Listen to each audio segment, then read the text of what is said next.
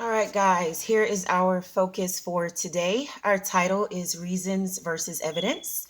Your standard is to be able to explain how an author uses reasons and evidence to support particular points in a text.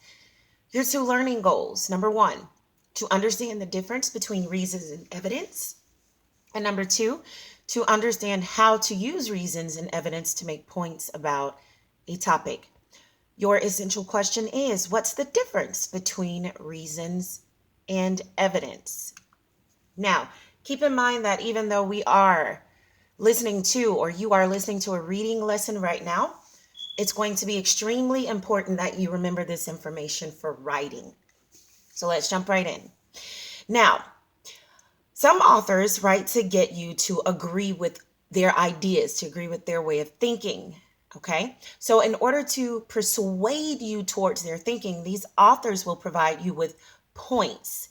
These points are their personal ideas, their feelings to explain their thinking.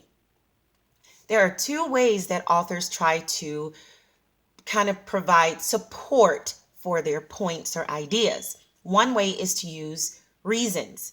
Reasons actually tell why their ideas might be true.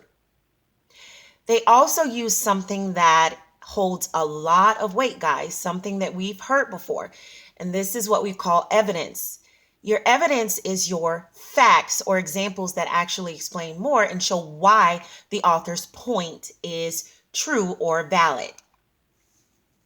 Now, look at this cartoon that is set in the future in the year 2450. Each of these children asked for a dog. However, they asked for a dog in a very different way.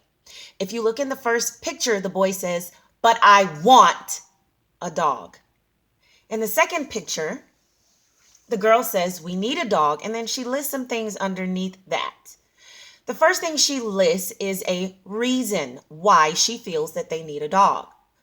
She says, "It teaches me responsibility." And then she lists two pieces of evidence underneath that. It must have food and water, and evidence number two, it must be walked daily. At the very bottom, she also lists another reason. She says it guards our home. So the question is, which child do you think is more likely to convince their parent that a dog is a good idea?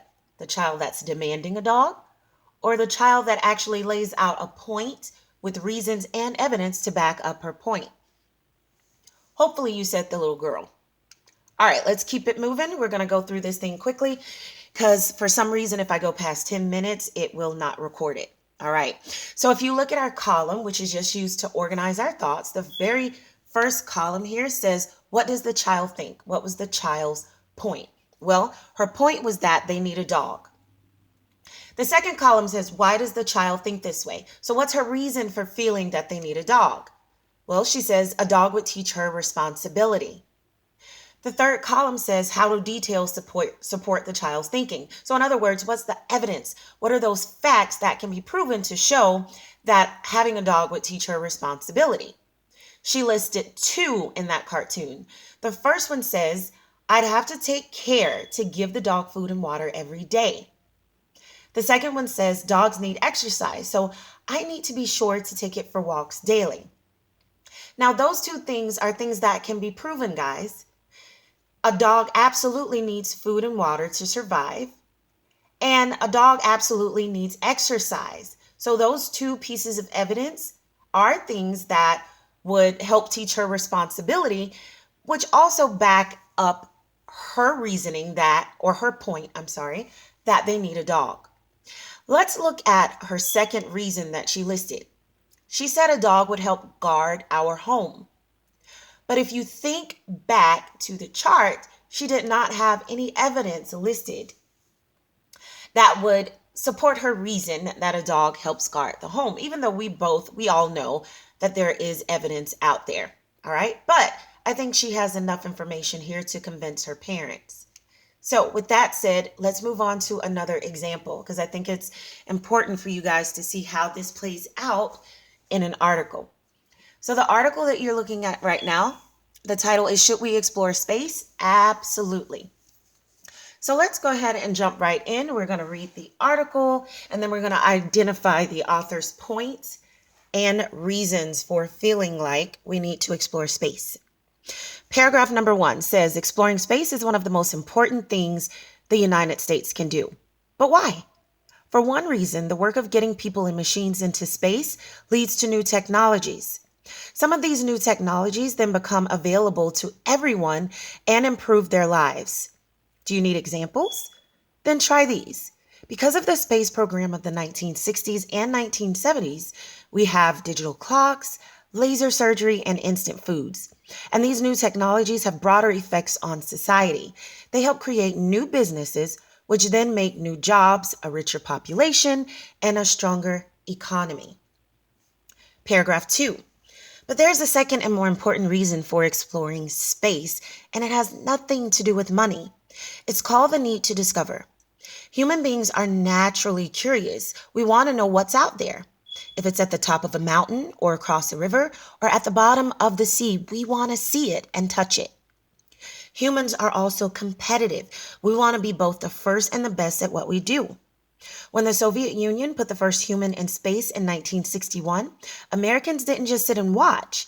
The United States surged ahead with the space program and 8 years later put the first person on the moon. Now, if you look here, paragraph number 1 right away, the author states his point or his idea. And that point is that exploring space is one of the most important things the United States can do. He then goes on to list 3 reasons. The first reason is listed for you right here. The work of getting people and machines into space leads to new technologies. Your second reason comes from paragraph number 2, because of their need to discover. And then the third reason that the author feels we need to explore space, he states that humans are also competitive and we want to be the first and the best at what we do. Same thing, we're going to put it in a chart. Now, first column says, what does the author think? What's the point? Well, that's pretty obvious. The United States should explore outer space. The author starts out with that point right away. The second column says, why does the author think this way? So the first reason that the author listed was that the work needed to get people and machines into space leads to new technologies. So, third column, here's your evidence. These are the things that can be proven. First piece of evidence says new technologies such as laser surgery become available to everyone and improve their lives. Ask yourself, do we have laser surgery? Yes, we do. Does it improve people's lives? Yes. So those are facts that can be proven. Let's look at the second piece of evidence here. New technologies create new businesses, which often result in more jobs and a stronger economy. When we talk about new technologies, think about things like computers, because computers have not always been around. But once this technology was created, it did create new businesses. We now have people in technology that help us when we need assistance with computers. They fix them, give us updates on the internet with programs. Let's move on to reason number 2. Reason number 2 is that humans have a need to discover. The author backs this up with evidence. Humans want to know more about what's in outer space. That is true. Dating back centuries, we've seen evidence where people have been very, very interested in outer space. Reason number 3, humans are competitive. Can that be proven? Absolutely. Here is one hard fact. You can back it up in your history books. When the Soviet Union put the first human in space in 1961, the U.S. built its space program. And then 8 years later, it put the first person on the moon. Now, here's the big point, and I'm going to sum this up in a matter of seconds, okay? In your writing, I asked you to create a thesis statement. Your thesis statement, I asked you to make it a compound sentence, which included 2 things: your point and 2 reasons. These are the things that go in your thesis statement only. The evidence is what you're going to include in your body paragraphs to back up your reasoning, just like you see in the example here. So look back over your thesis statement, look back over my feedback. Make sure that you have a solid thesis statement that, number 1, states your point and then provides 2 reasons why you feel the way that you feel. We will talk about this a little bit more in our writing lesson. Happy reading!